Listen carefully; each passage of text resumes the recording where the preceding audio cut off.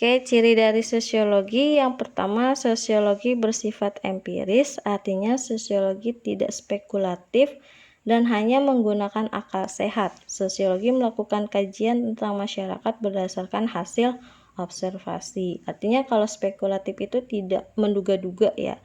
Jadi ketika misalkan ada peristiwa atau kejadian yang terjadi di masyarakat, itu benar-benar hasil pengamatan dan observasi, bukan berdasarkan hasil praduga semata ya. Sehingga di sini sosiologi akan bersifat empiris karena bisa dibuktikan secara fakta ya dari hasil observasi. Kemudian yang kedua, sosiologi bersifat teoritis ya, artinya fenomena atau gejala-gejala sosial budaya sebagai objek kajian sosiologi itu diteliti secara teoritis dan konseptual berdasarkan hubungan sebab akibat dan dirumuskan dengan metode dan prosedur ilmiah. Artinya ketika misalkan terjadi peristiwa atau kejadian yang ada di masyarakat, di dalam ilmu sosiologi itu akan diamati secara cermat ya, sebab akibat kenapa peristiwa itu bisa terjadi.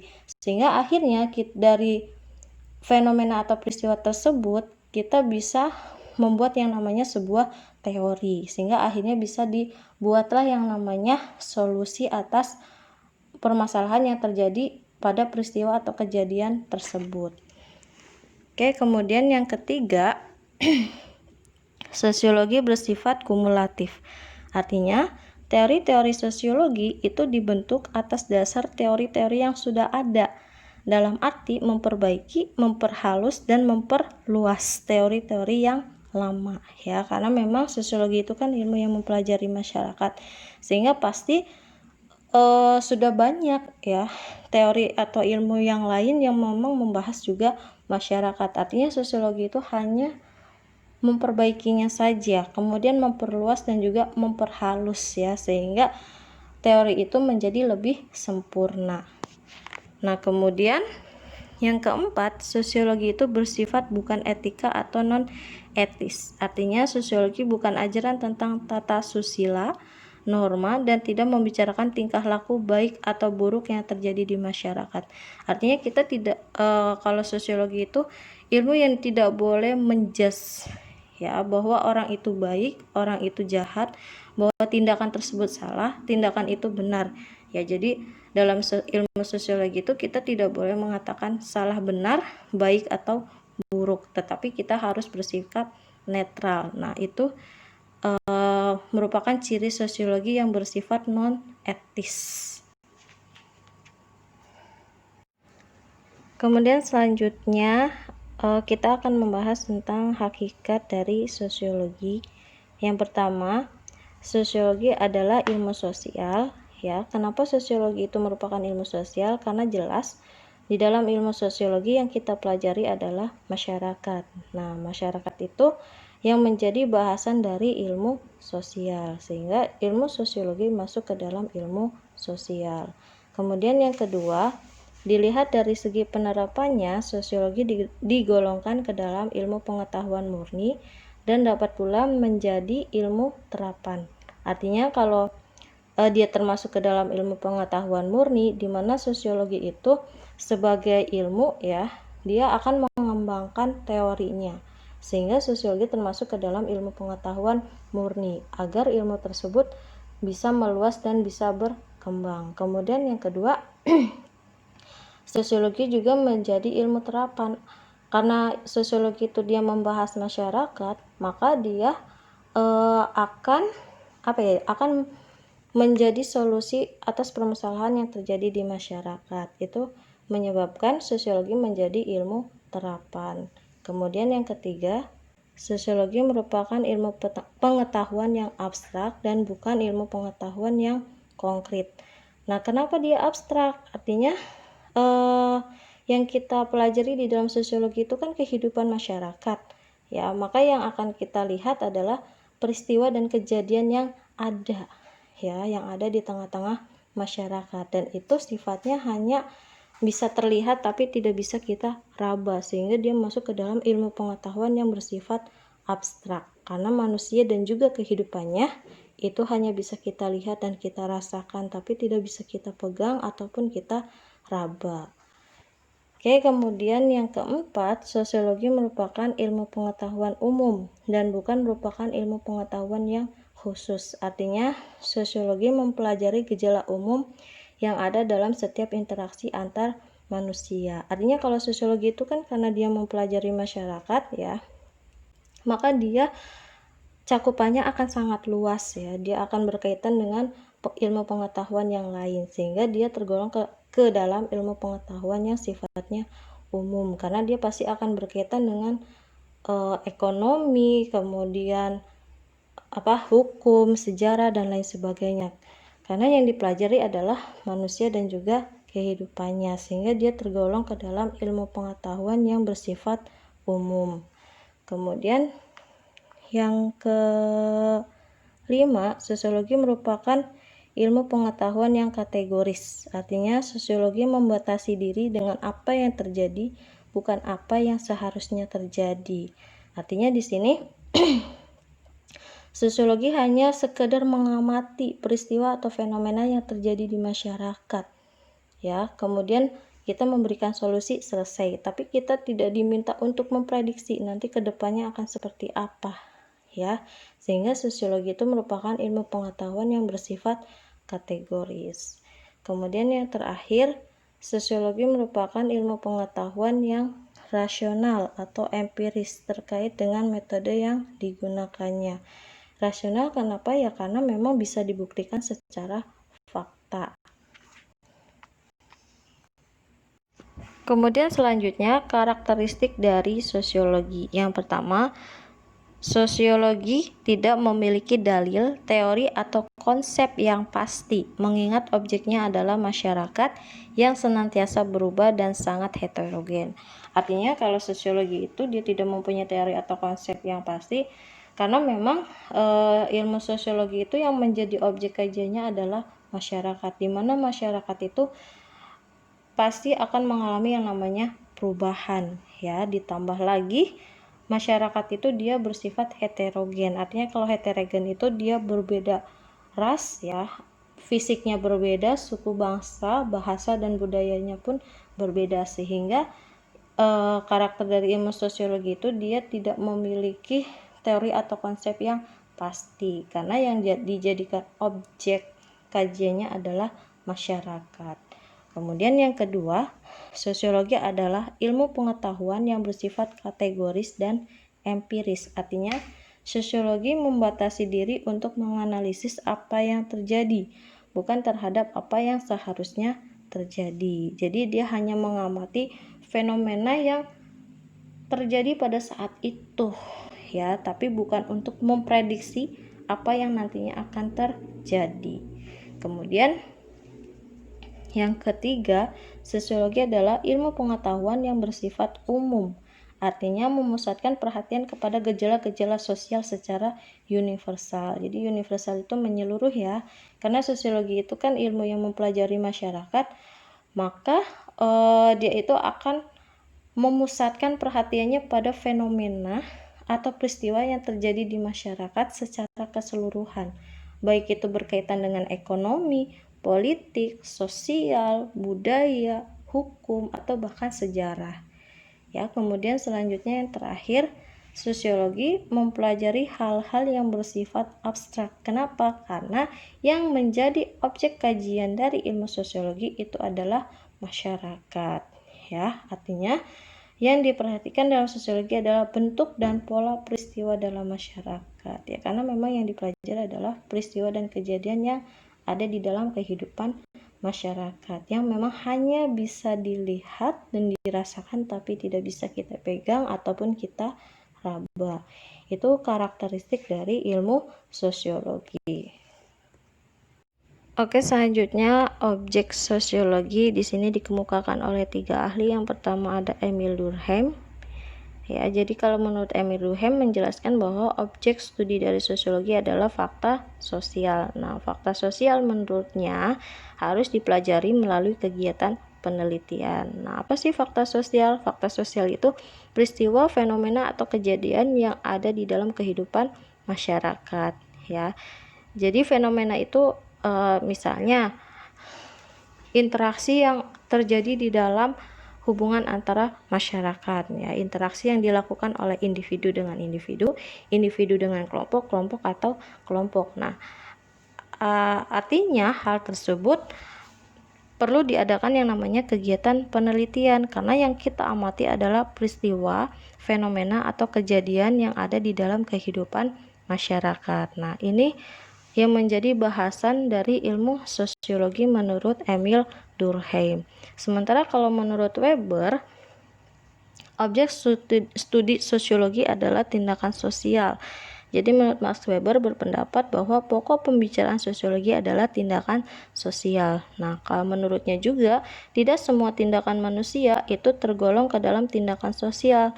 Tindakan yang dilakukan kepada orang lainlah yang termasuk ke dalam tindakan sosial. Ini berarti bahwa sosiologi mempelajari interaksi manusia satu dengan manusia yang lain. Jadi misalkan gini, antara si A dengan si B itu sama-sama ingin menjadi juara kelas, ya.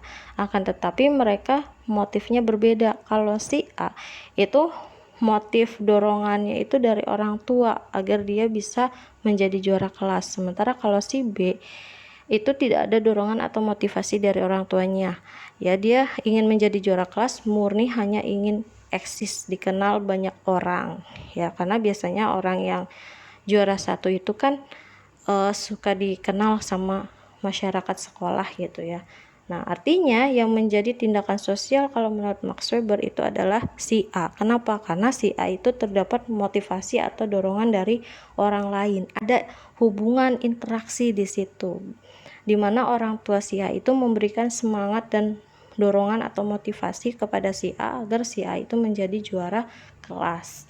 Nah, sementara kalau menurut Karl Marx, ya, yang menganggap bahwa sejarah manusia itu adalah sejarah perjuangan. Marx berpendapat bahwa akibat kapitalisme penjajahan, masyarakat Eropa itu kebagi ke dalam dua kelas, yaitu kelas borjuis, ya, yang artinya kelas penguasa yang menguasai semua aset produksi, dan kelas kaum proletar yang miskin dan tertindas. Nah, oleh karena itu Marx menyarankan agar kaum proletar berjuang untuk mendobrak ketidakadilan melalui perjuangan untuk menciptakan masyarakat tanpa kelas. Jadi di sini Karl Marx sendiri dia mengamati atau meneliti masyarakat yang hidup pada masa kapitalis, di mana orang-orang borjuis itu dia menindas kaum proletar dengan seenaknya. Ya, jadi kaum proletar itu mereka bekerja tanpa dibayar, ya, haknya sangat dirampas gitu kan dari orang-orang borjuis.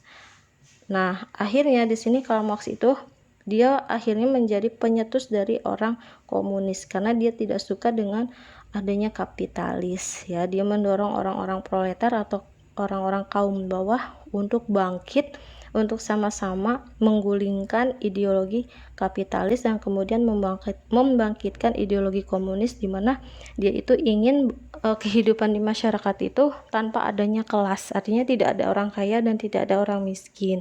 Nah, itu semboyan dari komunisme, tapi pada praktiknya sebenarnya tidak bisa hidup tanpa adanya kelas, ya, karena nanti kehidupan ini tidak akan berputar, ya. Kebayangkan kalau tidak ada orang yang berjualan, kemudian tidak ada orang yang membeli gitu. Bagaimana kita bisa menghidupi kebutuhan kita kalau seandainya tadi tidak ada orang kaya dan tidak ada orang miskin. Artinya orang kaya dan orang miskin itu merupakan sebuah fitrah, ya. Bagaimana kita bisa berbagi dengan orang yang bawah, dan orang yang bawah juga dia berpikir untuk bangkit, ya, agar dia juga bisa hidup tercukupi, kan seharusnya seperti itu. Tidak harus dengan cara menghilangkan kelas sosial itu sendiri, tapi si Karl Marx itu dia mencetuskan kehidupan tanpa kelas, maka dia juga yang menjadi pelopor dari terlahirnya komunisme itu sendiri. Oke, lanjut ya. Selanjutnya di sini ada hubungan sosiologi dengan ilmu pengetahuan lainnya. Yang pertama, sosiologi dengan antropologi. Nah, objek kajian sosiologi itu adalah masyarakat, sementara kalau antropologi adalah manusia dan kebudayaannya. Artinya, hubungan antara keduanya itu adalah karena kebudayaan itu merupakan hasil cipta karya dari manusia. Kebudayaan tidaklah mungkin hanya diciptakan oleh satu individu saja, namun diciptakan oleh sekelompok manusia yang kita sebut dengan masyarakat. Nah, ini hubungan keduanya. Adanya kebudayaan itu karena diciptakan oleh masyarakat. Artinya, tanpa adanya masyarakat, maka kebudayaan itu tidak akan tercipta. Nah, sehingga antara ilmu sosiologi dengan antropologi itu memiliki hubungan yang sangat erat, di mana keduanya itu sama-sama membahas tentang kehidupan yang ada di masyarakat. Dan selanjutnya, hubungan sosiologi dengan ekonomi ya. Sosiologi itu membahas mengenai masyarakat, sementara ilmu ekonomi itu membahas tentang usaha-usaha manusia untuk memenuhi kebutuhan hidupnya. Artinya, manusia atau masyarakat itu sendiri kan dalam kehidupannya pasti membutuhkan makan, tempat tinggal, ya. Artinya mereka membutuhkan yang namanya sebuah pekerjaan. Nah, ketika mereka kesulitan dalam mencari pekerjaan, otomatis akan terjadi yang namanya miskin, kemiskinan itu sendiri.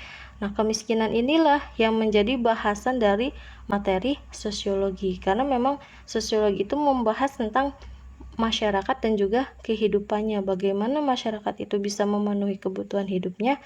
Nah, sehingga ilmu sosiologi dengan ekonomi itu sangat berkaitan, karena keduanya itu sama-sama membahas tentang masyarakat di dalam kehidupannya.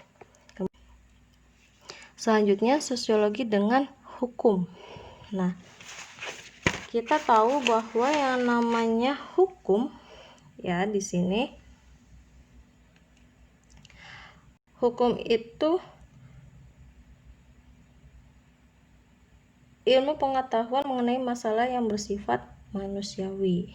Ya, artinya di sini bagaimana sosiologi itu bisa memberikan solusi atas permasalahan yang terjadi di masyarakat. Ketika misalkan terjadi pembulian, kemudian pembunuhan, perampokan, nah hukum itu yang akan memberikan sanksi ya atas tindakan yang dilakukan oleh manusia itu sendiri. Sementara ilmu sosiologi itu memberikan solusi bagaimana caranya agar penyimpangan yang terjadi di masyarakat itu tidak akan terjadi lagi, sehingga sosiologi dengan ilmu hukum itu saling berkaitan karena keduanya itu sama-sama ingin memberikan solusi dari permasalahan yang terjadi di masyarakat. Kemudian selanjutnya, sosiologi dengan geografi. Sosiologi merupakan ilmu yang membahas tentang masyarakat, sementara geografi merupakan ilmu yang membahas tentang wilayah atau daerah atau bumi tempat di mana manusia itu hidup dan tinggal. Hubungan antara keduanya adalah di mana wilayah itu akan mempengaruhi kondisi kehidupan setiap masyarakat. Nah, bisa kita lihat ya di gambar di sini ada masyarakat pegunungan dan yang kedua ada masyarakat pantai yang tinggal di laut. Artinya letak wilayah itu akan mempengaruhi interaksi dan juga kehidupan di setiap masyarakat ya. Kalau misalkan kita lihat bagaimana kehidupan masyarakat pegunungan ya, kalau masyarakat pegunungan itu kan rata-rata masyarakatnya itu dia berperilaku lebih santai, lebih santun gitu ya, lemah lembut. Ya, sementara kalau orang yang tinggal di wilayah pantai itu berkarakter keras. Kenapa? Karena mereka biasa berhadapan dengan ombak yang begitu dahsyat gitu ya. Sehingga wajar interaksi yang mereka lakukan di dalam kehidupan sehari-hari itu akan sangat berbeda dengan masyarakat yang tinggal di pegunungan. Ya, mereka itu orangnya cenderung keras ya. Kalau berbicara pun tidak pernah bisa lembut ya. Nah, sehingga di sini sosiologi dengan geografi itu sangat berkaitan ya, karena ternyata tempat tinggal itu dapat mempengaruhi kehidupan dari masyarakat. Oke, kemudian selanjutnya sosiologi dan juga sejarah. Di sini ada persamaan dan juga perbedaan. Nah, letak persamaannya, sosiologi itu membahas tentang masyarakat dan juga kehidupannya. Artinya sosiologi itu membahas tentang masyarakat dan juga peristiwa yang terjadi di dalam kehidupan masyarakat itu sendiri. Sementara kalau sejarah juga sama, dia membahas kondisi dari masyarakat, membahas masyarakat dan juga kehidupannya. Nah, sementara di sini memiliki sebuah perbedaan ya. Kalau sosiologi itu membahas kondisi masyarakat di masa lampau, masa kini, dan juga masa yang akan datang. Sementara kalau sejarah itu hanya khusus membahas kondisi masyarakat di masa lalu. Ya, jadi kalau sosiologi itu tidak tersekat oleh ruang dan waktu. Sementara kalau sejarah dia tersekat oleh ruang dan waktu. Dia hanya membahas tentang kondisi masyarakat di masa lalu ya. Akan tetapi keduanya sama-sama saling terkait ya. Karena sosiologi itu kan memberikan solusi atas permasalahan yang terjadi di masyarakat, otomatis dia harus mempelajari kehidupan masyarakat terdahulu agar tidak terjerumus ke dalam lubang yang sama.